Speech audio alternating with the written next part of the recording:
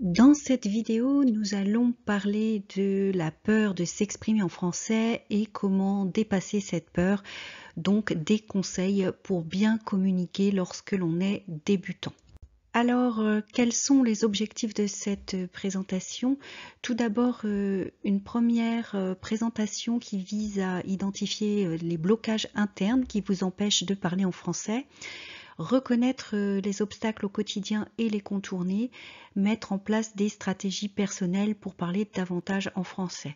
Donc dans chaque slide, on va essayer de parler de ces trois axes principaux pour vous aider à être plus à l'aise et à ne pas rester bloqué. Parce que une des difficultés que j'ai remarquées depuis que j'enseigne le français, c'est que souvent les personnes n'osent pas parler et développe une sorte de complexe d'infériorité ou tout simplement même une gêne. Donc on va essayer de trouver des techniques pour ne pas rester dans cet état d'esprit négatif.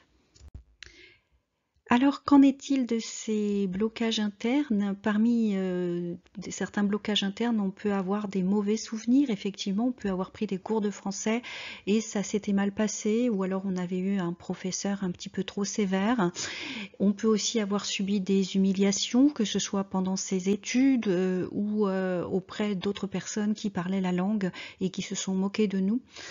Parmi les quelques blocages internes qui nous empêchent de communiquer en français et d'être à l'aise, donc vous avez toutes les sentiments hein, dans les images, la timidité, être impressionné, l'anxiété, la peur, le perfectionnisme. Certaines personnes ont du mal à parler parce qu'en fait elles veulent tellement être parfaites, dès qu'elles font une faute, elles ont l'impression qu'elles ne savent pas parler et du coup elles développent un blocage et n'osent plus.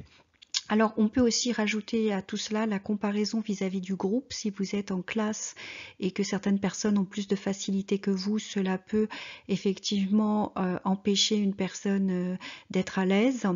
Et aussi, parfois, un membre de famille. Si vous avez un membre de votre famille qui apprend le français avec vous et que cette personne fait des progrès plus rapidement, on a tendance parfois à se comparer et ça peut bloquer la personne qui n'ose plus vraiment parler. Et d'autant plus si on a un membre de sa famille qui est français. Moi, j'ai souvent des élèves dont le conjoint est français et du coup, il y a aussi une partie de la famille de ce conjoint qui est française et par conséquent, la personne apprend le français pour communiquer avec les beaux-parents, avec les belles-sœurs, avec les beaux-frères et des fois ne se sent pas très à l'aise pour des raisons de fierté aussi pour ne pas que la belle famille ne se moque pas de lui et aussi parce que vis-à-vis du conjoint c'est toujours un petit peu gênant pour certaines personnes et à cela peuvent aussi se rajouter des difficultés de concentration. On peut donc décider de prendre des cours et avoir du mal à se concentrer pendant 50 minutes, 1 heure. On a aussi des personnes qui ont des difficultés de mémorisation. C'est vrai qu'on a des vies très remplies, donc des fois on a la tête ailleurs, comme on dit en français, on pense à d'autres soucis et par conséquent on n'est pas forcément présent et on peut aussi oublier. Et puis mémoriser, c'est quelque chose qu'on apprend à l'école et lorsqu'on devient ensuite un adulte et qu'on est dans la vie active, on peut avoir tendance à perdre cette capacité de mémorisation et là aussi ça renvoie à des mauvais souvenirs. Si à l'école vous deviez apprendre des poésies par cœur et que vous n'y arrivez pas, effectivement cela peut aussi créer des troubles de mémorisation. Plus sérieusement, il y a ce qu'on appelle les troubles 10 comme la dyslexie, donc là c'est un autre souci, il faut se faire aider par une orthophoniste. Mais effectivement, lorsqu'on a été diagnostiqué souffrant de dyslexie, on a un apprentissage plus lent et parfois lorsqu'on parle on peut mélanger des sons, on peut mélanger des syllabes et on peut développer donc un complexe vis-à-vis de la communication dans une langue étrangère. On peut citer aussi la pression sociale, c'est-à-dire on doit par exemple parler français parce que tout le monde autour de nous parle français sauf nous. La charge mentale, on a beaucoup de choses à faire, donc comme je vous l'ai dit, et en plus on peut être amené à devoir parler dans une langue étrangère, mais c'est pas un choix, c'est quelque chose qui est dicté par des obligations ou personnelles, familiales ou professionnelles. Manque de temps pour s'entraîner, c'est vrai qu'il faut faire des exercices, qu'il faut avoir une démarche qu'on va voir dans cette vidéo. Et lorsqu'on n'a pas toujours du temps parce qu'on a une vie familiale ou une vie professionnelle intense, on a un peu de mal à progresser et à terme cela peut générer des blocages. Ensuite il y a la peur du jugement, on a peur de mal prononcer, de ne pas employer le bon mot. Et puis bien sûr il y a d'autres raisons qui sont très personnelles et propres à l'histoire de chacun. En tout cas là je vous ai fait un panorama des choses que je rencontre le plus fréquemment. Alors, à quel moment la communication en français est interrompue? Bah, c'est quand on n'arrive plus à comprendre ce que dit l'interlocuteur et qu'on se met à paniquer, quand les émotions prennent le dessus et empêchent de trouver le bon mot, qu'on ne se rappelle plus parce qu'on est en état de stress et qu'on est parfois figé et mal à l'aise. Et généralement, ce que fait l'élève, c'est qu'il va donc recommencer à parler dans sa langue maternelle pour se rassurer. Que faire dans cette situation? Bah, tout simplement souffler, respirer un bon coup pour vous calmer. Prenez votre temps. Les gens savent que vous apprenez le français et que le français n'est pas votre langue maternelle. Pensez bien que ceux qui sont impatients sont juste stupides et égoïstes car ils voient leur satisfaction immédiate avant tout et ne sont pas là pour vous aider. Ou alors ils sont intérieurement satisfaits de maîtriser quelque chose de plus que vous. Vous savez, tout le monde n'est pas bienveillant. Donc si vraiment vous êtes perdu et que vous êtes mal à l'aise, demandez à la personne de répéter. N'hésitez pas à dire la phrase magique « Comment on dit ?» en français. Donc vous citez, si la personne parle anglais par exemple, bah, vous citez le mot en anglais et vous dites comment on dit en français. Et ensuite pour vous, vous allez réutiliser rapidement le mot dans la conversation afin de le consolider dans votre mémoire. C'est-à-dire on vous donne la traduction, vous le notez et vous essayez de le replacer dans la conversation le plus vite possible. Et si vous n'avez pas l'occasion de discuter, vous essayez de faire des phrases à l'écrit le plus rapidement possible. À présent, je vais vous donner quelques stratégies pour les débutants afin de mieux communiquer en français. Alors bien sûr, ces stratégies, ces conseils sont faciles à dire. Pour éviter d'être mal à l'aise en français, je vais vous donner quelques conseils. Essayez de le faire au maximum, même si ce n'est pas toujours évident. Le premier conseil que j'ai envie de vous donner, c'est protégez-vous émotionnellement. Ne prenez pas en considération les réactions et attitudes critiques, humiliantes ou moqueuses.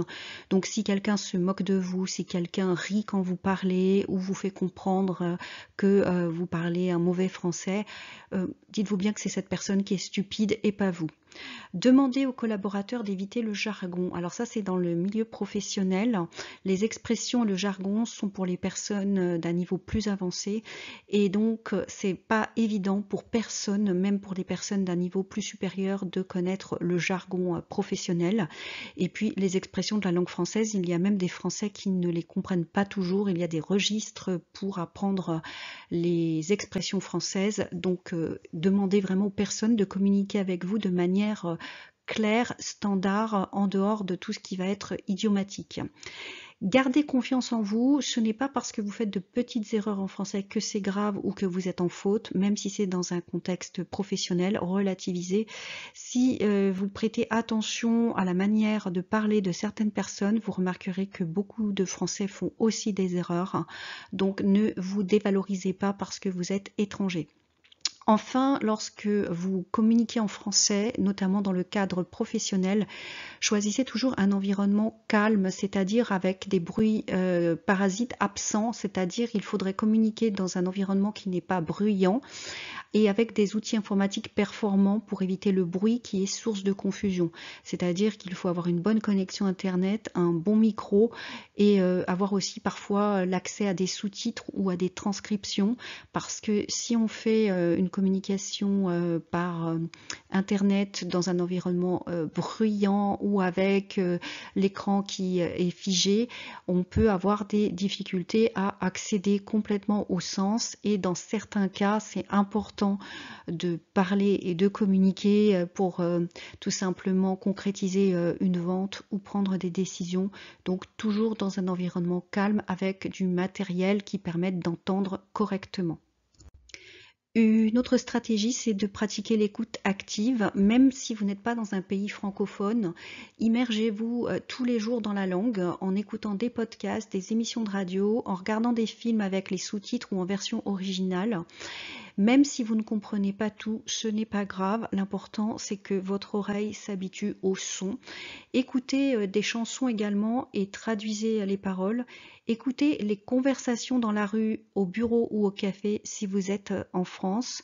Et si vous travaillez en France, bien écoutez à la cafétéria, à la cantine, les conversations entre collègues, juste non pas pour les espionner, mais pour tout simplement entendre et tester votre compréhension du français. Une autre attitude importante, c'est adopter une attitude active et persévérante. Donc ne pas vous décourager, ne vous découragez pas et ne vous braquez pas si les personnes de votre entourage disent qu'ils ne comprennent pas ce que vous dites ou si vous n'arrivez pas à faire des phrases en français.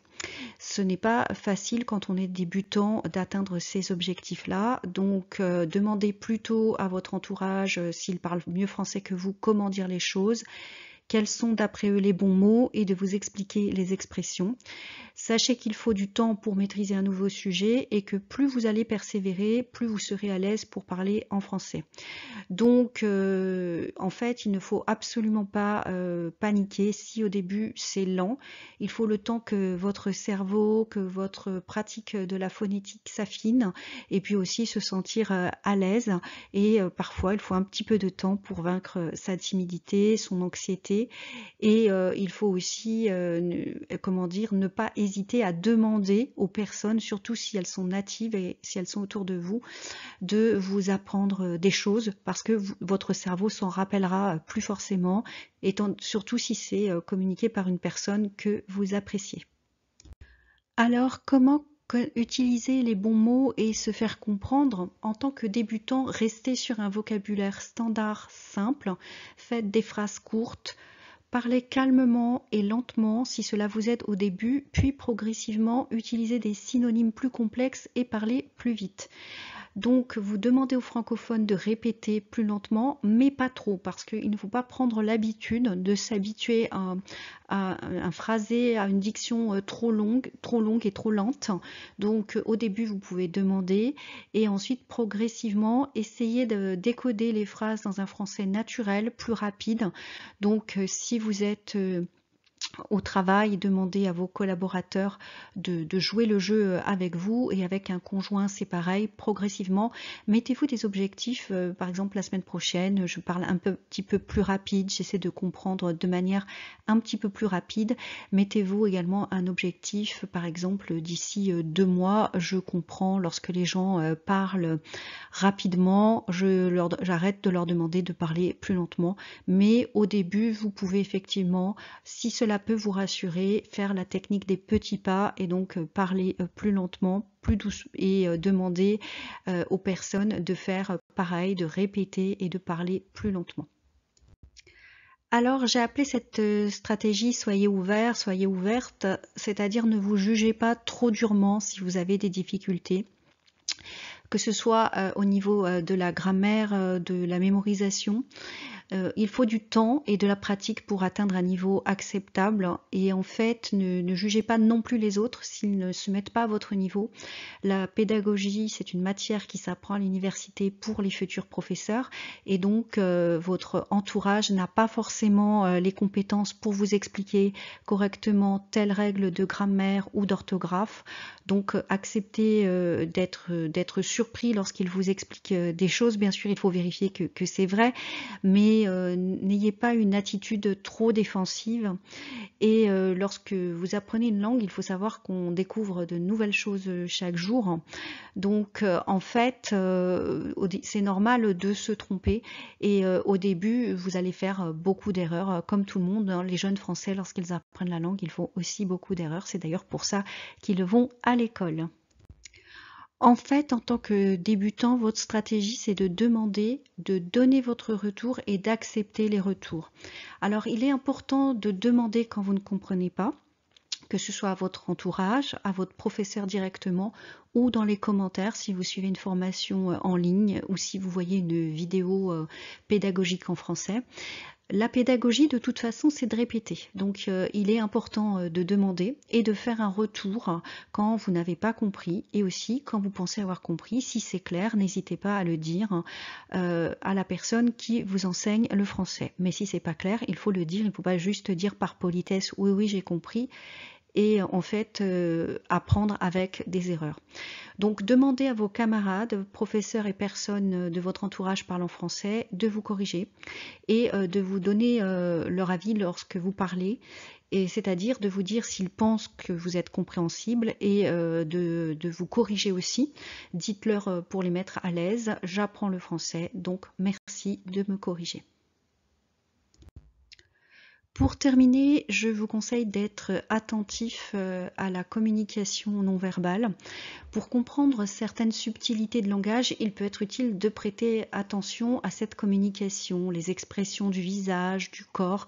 Par exemple, quelqu'un qui dit une phrase qui semble bienveillante avec les bras croisés et les sourcils froncés, est-ce vraiment le cas? Est-ce que dans ces cas-là, c'est en fait un autre sens qu'il faut décoder? Certaines personnes parlent aussi avec les mains ou miment lorsqu'elles cherchent les mots, et pour vous, dans ces cas-là, n'hésitez pas à vous renseigner sur les idiomes, sur les cultures et demander le sens des mots et expressions ou à des collègues ou un conjoint qui parle français ou directement à la personne qui n'est pas claire et qui, par exemple, utilise ses mains. Bah, si vous parlez toutes les deux anglais, dites le mot en anglais et dites comment on dit ça en français et cherchez aussi des traductions. Notez les résultats obtenus et surtout réutilisez-les rapidement, parce que ce qui est important, c'est d'avoir très rapidement une pratique. Vous découvrez quelque chose de nouveau et il faut vraiment le consolider dans votre cerveau et pas ah voilà, j'ai découvert ça, parce que, et ne pas le noter parce que dans une heure vous aurez complètement oublié, même avant parfois.